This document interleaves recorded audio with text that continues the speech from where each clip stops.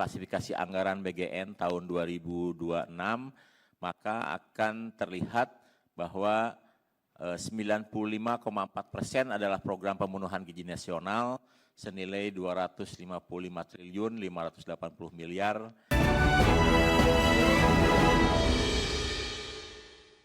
Pemirsa, Badan Gizi Nasional menerima anggaran sebesar 268 triliun rupiah untuk tahun 2026. Anggaran tersebut bertambah sebesar 50 triliun rupiah dari pagu indikatif sebesar 217 triliun rupiah. Kepala Badan Gizi Nasional Dadan Hindayana mengatakan, dari alokasi anggaran tersebut 255,58 triliun rupiah akan digunakan untuk program pemenuhan gizi.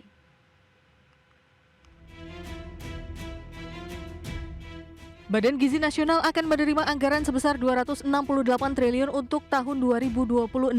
Anggaran tersebut bertambah sebesar 50 triliun rupiah dari pagu indikatif sebesar 217 triliun rupiah.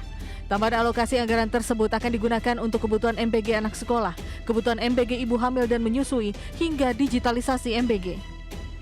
Dalam rapat kerja dengan Komisi 9 DPR RI, Kepala Badan Gizi Nasional Dadan Hindayana mengatakan anggaran sebesar 268 triliun akan digunakan untuk program pemenuhan gizi sebesar 255,58 triliun rupiah atau 95,4% dari pagu anggaran dan 12,41 triliun rupiah untuk fungsi pendidikan atau sebesar 4,6% dari pagu anggaran. Jika kami breakdown klasifikasi anggaran BGN tahun 2026, maka akan terlihat bahwa 95,4% adalah program pemenuhan gizi nasional senilai 255 triliun 580 miliar. Kemudian 4,6% merupakan program dukungan manajemen senilai 12,4 triliun. Jadi kalau dilihat anggaran per fungsi, maka di situ terlihat bahwa 24,7 triliun berasal dari fungsi kesehatan, kemudian 223 triliun itu fungsi pendidikan, dan 19,7% itu fungsi ekonomi.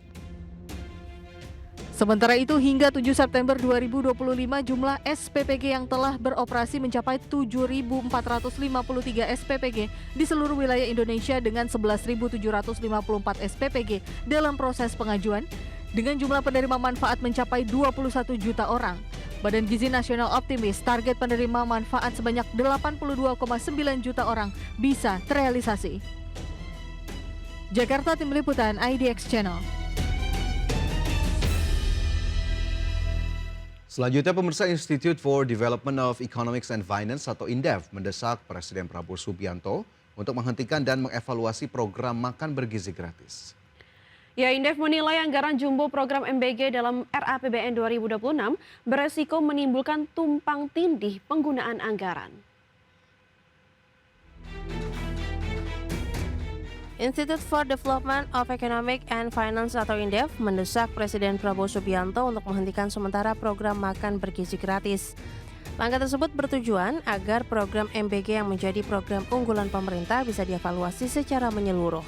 Menurut Kepala Pusat Ekonomi Digital dan UMKM INDEF, Izzuddin Alfaras, langkah pemerintah yang justru berencana memperluas cakupan MBG dengan anggaran jumbo dalam RAPBN 2026 berisiko menimbulkan tumpang tindih penggunaan anggaran. Izzuddin menyebut dari total belanja negara sekitar 3.700 triliun, hampir 10%-nya atau sekitar 335 hingga 360 triliun rupiah dialokasikan untuk makan bergizi gratis. Porsi anggaran MBG yang terlalu besar berpotensi mengorbankan sektor lain yang lebih krusial. Jadi di RAPBN 2026, makanan bergizi gratis ini mengambil 44,2% anggaran pendidikan tahun 2026. Ini yang saya kasih kotak garis-garis merah begitu ya. 335 triliun untuk 82 juta orang dan 30.000 SPPG. Artinya hanya MBG, padahal ada aspek lain di pendidikan yang lebih urgent begitu terkait dengan kesejahteraan guru, kemudian infrastruktur sekolah yang juga masih banyak kurang memadai, begitu, dan aspek-aspek lainnya. INDEF meminta DPR dan pemerintah perlu mencermati resiko pemborosan anggaran jika program MBG tetap dijalankan tanpa evaluasi dan tata kelola yang baik. Dari Jakarta, Tim Liputan IDX Channel. Kalau Kalau kita lihat informasi soal reshuffle tadi ya, Vin, ya, kita harapkan dengan adanya pergantian nama ini juga kinerjanya bisa semakin optimal dan juga semakin baik dan agar kemudian masyarakat juga semakin percaya dalam kata lain dengan kinerja pemerintah yang kemarin ya sempat mendapatkan kritikan. Jadi kita tunggu kinerja dari menteri ataupun wakil menteri baru yang tadi dilantik begitu ya oleh Presiden Prabowo Subianto. Baik pemirsa, kita beralih ke informasi lainnya di mana Kemenperin meminta pelaku industri otomotif tidak melakukan PHK di tengah penurunan penjualan. Oke, informasi yang kami hadirkan untuk Anda usai jeda. Tetaplah bersama kami.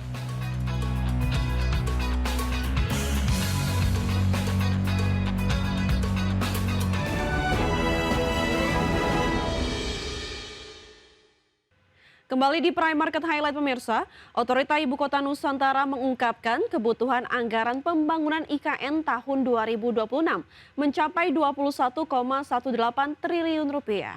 Adapun pagu indikatif yang dialokasikan pemerintah hanya sebesar 6,2 triliun rupiah.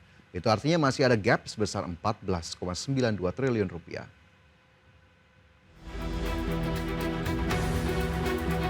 Sekretaris Jenderal Otorita Ibu Kota Nusantara Bimo Adi Nur Santiasto menyebut kebutuhan anggaran pembangunan IKN tahun 2026 mencapai 21,18 triliun rupiah.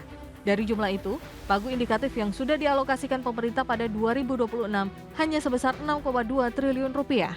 Ini artinya masih terdapat gap sebesar 14,92 triliun rupiah. Menurutnya, kekurangan anggaran tersebut telah disampaikan melalui surat resmi Kepala OIKN kepada Menteri Keuangan dan Menteri PPN Kepala Bappenas pada 14 Agustus 2025. Kebutuhan anggaran untuk mendukung keberlanjutan program pembangunan IKN tahun 2026 adalah sebesar 21,18 triliun.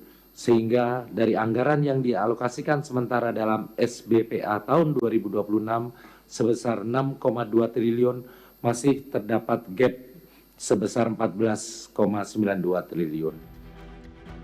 Bimo merinci usulan tambahan tersebut terbagi ke dalam 4 kelompok prioritas, seperti melanjutkan pembangunan gedung dan akses kawasan yudikatif serta legislatif dengan skema kontrak tahun jamak, serta pembangunan hunian pendukung ekosistem yudikatif dan legislatif yang baru akan dimulai pada 2026 mendatang. Tim Liputan IDX Channel. Ya, selanjutnya pemirsa kita ke informasi berikutnya di mana Komisi 2 DPR RI menegaskan bahwa publik harus diyakinkan soal pembangunan Ibu Kota Nusantara benar-benar berjalan dan bukan sekedar wacana.